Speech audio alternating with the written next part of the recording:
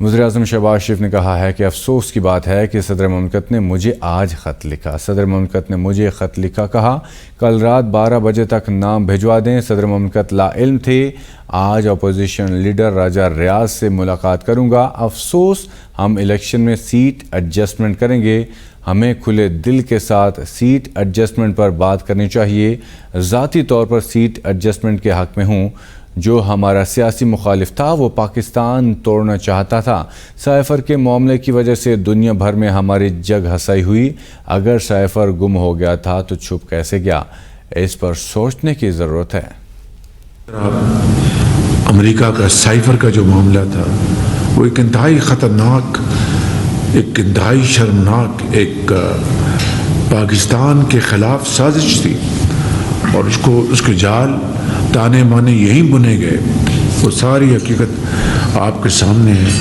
کل پھر کسی ویب سائٹ پہ وہ سائفر چھپ گیا۔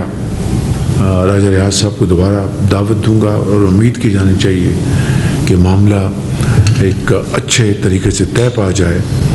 مگر افسوس کی بات ہے کہ صدر پاکستان نے مجھے آج خط لکھ دیا ہے، اور مجھے میرے سیکرٹری صاحب نے بتایا اب یا ان کی لا علمی کی وجہ ہے، جو کہ ہو نہیں سکتی۔ اتنی لا علمی کس طرح ہو سکتی ہے کہ ان کو شعور نہیں ہے، علم نہیں ہے کہ یہ مرحلہ 8 دن پر محیط ہے۔